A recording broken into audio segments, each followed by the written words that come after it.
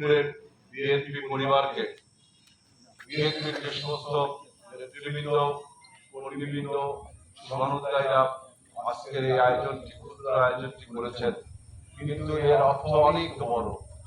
আজকে জুম্মার দিন, সপ্তাহের শ্রেষ্ঠ দিন, সবচেয়ে পবিত্র দিন। এই দিনে এই দেবীপুরের বিএনপি পরিবার আমাদের বাংলাদেশের একজন মহান নেতা, শহীদ রাষ্ট্রপতি জিয়াউর রহমান, আপনারা সবাই তার নাম শুনেছেন, অনেকে তাকে দেখেছেন।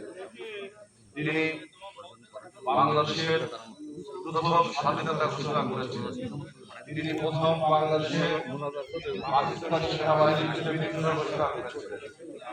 তিনি বাংলাদেশের প্রথম নারী শিক্ষার প্রচলন করেছিলেন।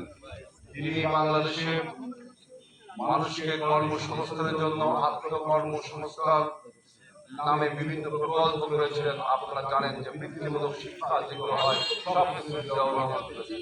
তার সহধর্মী দেশনেত্রী বেগম খালেদা জিয়া তার মৃত্যুর পরে এই বাংলাদেশে অনেক উন্নয়ন এবং উৎপাদন এবং আন্দোলনের সাথে জড়িত।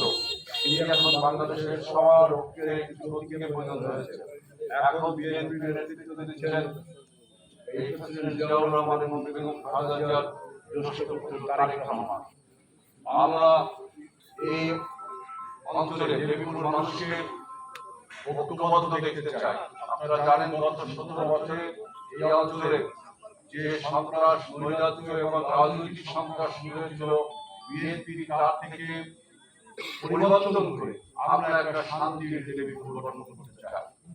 সমস্ত ভেদাভেদ, রাজনৈতিক মতভেদ, সমস্ত অনৈক্য ভুলে গিয়ে আমরা রূপসার উন্নয়ন করতে চাই।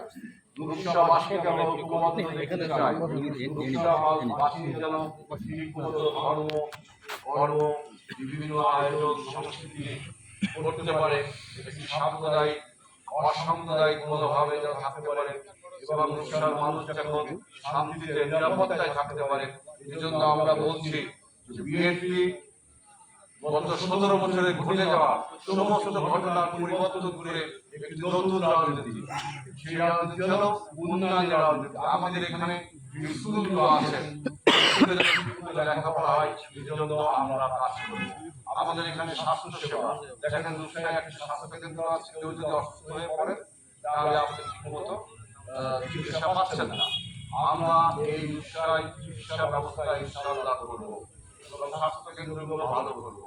এখানে মানুষ আপনার সুপেয় পানি অর্থাৎ পায় না, আমরা সেই ব্যবস্থাও করবো।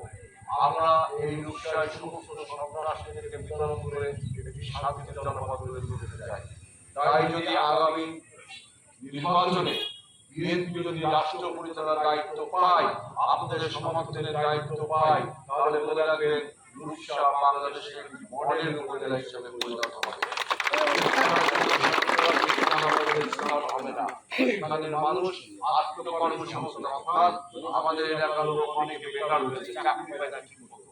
আমরা ইনশাআল্লাহ বিএনপি ঘোষণা করেছে তারা যদি এবার ক্ষমতায় আসে, আমরা ক্ষমতায় যাওয়ার 100 দিনের মধ্যে 1 কোটি, সারা বাংলাদেশে 1 কোটি লোকের মতো কর্মসংস্থান সৃষ্টি করব।